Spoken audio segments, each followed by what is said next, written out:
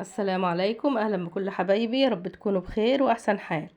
النهارده هنعمل مع بعض اكله سريعه في 10 دقايق هتكون جاهزه وطعمها تحفه. هنعمل طاسه السجق البلدي بالبطاطس والجبن. اكله سريعه وطعمها خطير وكمان اقتصاديه ومشبعه جدا وتكفي الاسره كلها. يعني الاكله دي هتبقى المنقذه بالنسبه لك للغداء او للعشاء، وكمان ممكن كمان للفطار او في عزومة سريعة كده، حد دخل عليكي فجأة ممكن تعملي الأكلة السريعة دي. يعني حاجة كده من الآخر طعمها يجنن، هيعجب كل اللي ياكل منها. يلا بينا على طول نشوف المقادير وطريقة التحضير، بس يا ريت ما ننساش اللايك والاشتراك في القناة ونعمل شير لكل حبايبنا. معانا دلوقتي انا حضرت 400 جرام من السجق البلدي. ممكن تعملي اي كمية طبعا انت عايزاها، وواحدة بطاطس كبيرة مقطعة مكعبات، واتنين فلفل حار، واتنين فلفل الوان الموجود عندك. ممكن تستغنى عن الحار ده اختياري، وطماطمايه كبيره متقطعه، وبصلايه كبيره متقطعه، ومعاها فصين توم برضو مقطعاهم صغير. وهنروح بقى دلوقتي نحضر كل المقادير دي، ونروح على النار على البوتاجاز.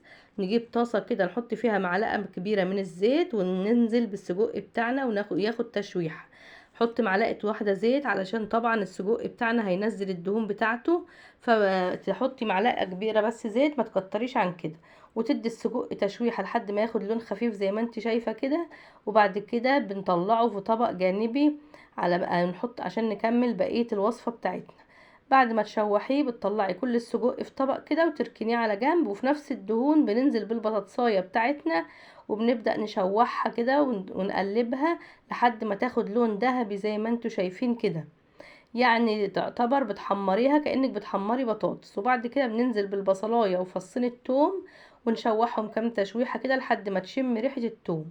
ما تطوليش، هي بس يعني نص دقيقة كده تشويح، وبعد كده خلاص تنزلي بالفلفل بتاعك، فلفل اخضر او الوان، ومعاهم اتنين حار طبعا اختياري، ونقلب كل ده مع بعض زي ما انت شايفة كده. تمام. هنزل بقى بالطماطمايه بتاعتي برضو، هديها تقليبه كده، وهقولك دلوقتي البهارات اللي هنحطها ايه، لان ما قلتلكيش على البهارات في الاول. تمام كده، خلاص كده قلبت كل الخضار مع بعض. الريحه ما شاء الله جميله ملت المطبخ، يعني الاكله دي كمان ممكن تاكليها لوحدها كده من غير سجق ولا حاجه. نزلت بمعلقه ملح صغيره من بتوع البهارات دي، معلقه البهارات، ومعلقه بهارات مشكله، يعني فلفل كمون على كزبره على 7 بهارات، ومعلقه فلفل اسمر. كلها معالق صغيره، ومعلقه الملح برضو صغيره من بتوع البهارات، لان طبعا السجق متبهر وفيه الملح بتاعه عشان ما يحدقش معاكي. زي ما قلتلك ريحة الخضار ما شاء الله ملت المطبخ. هنزل عليهم بنص كوباية بس من المية، ويتسبكوا في قلب بعض كده، بس عشان برضو ما تبقاش الوصفة ناشفة معاكي. تحطي نص كوباية مية بس مش اكتر من كده، وتنزلي بالسجق بتاعك وتغطيهم لمدة 5 دقايق. بتسيبيهم بقى 5 دقايق لحد ما يتشربوا كلهم من بعض. زي ما انت شايفة كده تحفة، ريحتها ملت المطبخ ما شاء الله، بجد جميلة جدا.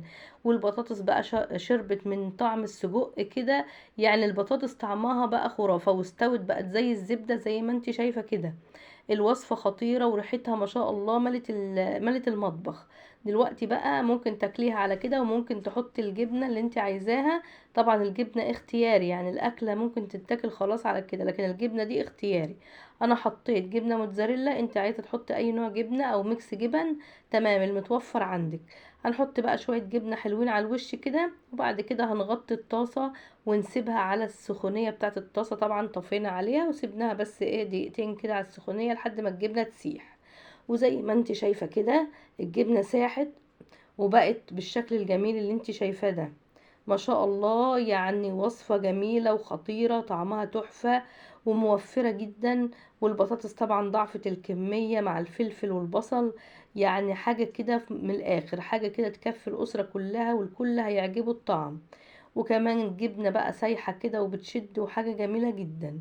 جربيها بقى كده مع العيش البلدي، وادعولي بقى بعد ما تاكلوها وتدوقوها كده. حاجة كده في منتهى الجمال. وممكن كمان تعملي جنبها رز او مكرونة، يعني زي ما انت عايزة. هي وصفة تمشي في كل الاحوال، هتبقى منقذتك بقى في الغداء او العشاء. يعني في اي وقت كده ضيف دخل فجأة بقى وعايزة تعملي اكلة سريعة، تعملي الاكلة دي. حاجة كده من الاخر يعني جميلة جدا، ومع العيش تحفة. سندوتشات كمان تبقى في منتهى الجمال زي ما انت شايفة كده. حاجة ما شاء الله هتعجب الكل ان شاء الله، هتعجب كل اللي عملها. اتمنى تجربيها وان شاء الله تعجبك، وقولوا لي بعد ما جربتيها ايه رأيك في الكومنتات. ولو اول مرة تشوفيني يا ريت ما تنسينيش باللايك والاشتراك في القناة وتفعيل زر الجرس على الكل عشان يوصلك كل جديد. واشوفكم على الف خير في فيديو جديد. سلام عليكم ورحمة الله وبركاته.